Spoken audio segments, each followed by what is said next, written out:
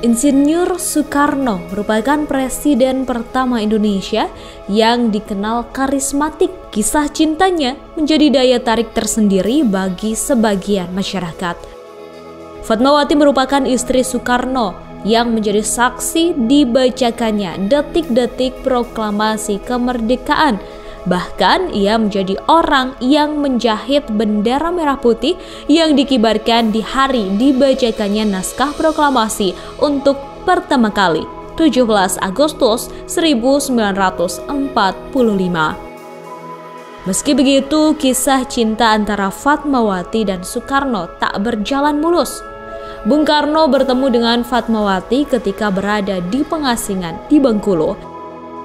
Saat itu Fatmawati meminta saran soal pinangan seorang pria. Bukannya memberikan saran, Bung Karno justru mengungkapkan isi hatinya secara terbuka kepada Fatmawati.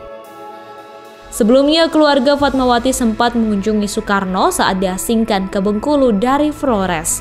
Saat itu Fatmawati berusaha tampil seanggun mungkin, mengenakan pakaian kurung merah hati dan tutup kepala tile kuning yang dibordir. Begitu tiba, Fatmawati tak bisa menyembunyikan rasa kagumnya saat pertama kali bertemu. Ia memandang Soekarno sebagai sosok yang tidak sombong, dengan sorot mata berseri-seri, berbadan tegap dan tawanya yang lebar. Saat Bung Karno menyampaikan perasaannya, tak terbesit rasa cinta di hati Fatmawati. Namun Bung Karno tak berhenti pada mengungkapkan cinta, sejumlah rayuan juga ia berikan. Saat itu Bung Karno melamar Fatmawati, namun lamarannya ditolak oleh sang ayah bernama Hasanuddin, lantaran saat itu Bung Karno telah memiliki seorang istri bernama Inggit. Bung Karno tak berhenti berjuang, ia menjanjikan meminta waktu selama 6 bulan untuk menyelesaikan persoalannya dengan Inggit. Mulai saat itu, kisah cinta Bung Karno dan Fatmawati tak jelas hingga kedatangan pendudukan Jepang pada tahun 1942. Hingga akhirnya hubungan Bung Karno dan Inggit selesai dan Fatmawati menikah dengan Bung Karno. Pada dekade 50-an hubungan antara keduanya tampak merenggang. Ternyata renggangnya hubungan itu karena Bung Karno akan menikahi seorang perempuan bernama Hartini.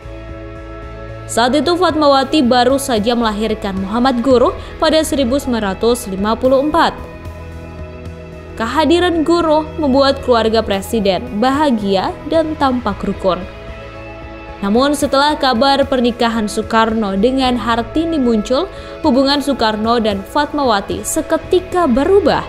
Bahkan saat masih di istana, Fatmawati pindah dari kamar yang berada di gedung utama Istana Merdeka ke pavilion yang letaknya berada di dekat Masjid Baitul Rahim. Hubungan keduanya terus merenggang hingga puncaknya Fatmawati meninggalkan istana.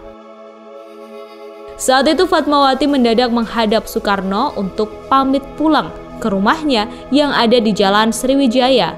Namun tak diizinkan oleh Soekarno. Saat itu Soekarno menahan Fatmawati dan menyebut istana adalah rumahnya. Seketika Fatmawati langsung menjawab istana bukanlah rumahnya, lantaran keadaan mereka kini sudah berbeda.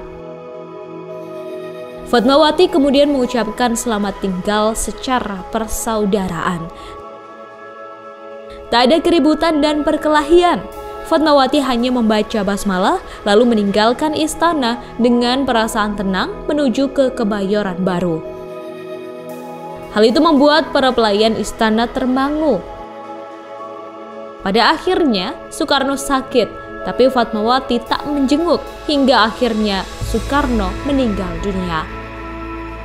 Soekarno dimakamkan di Blitar sesuai dengan sejumlah amanatnya sebelum ia wafat. Terima kasih sudah nonton. Jangan lupa like, subscribe, dan share ya.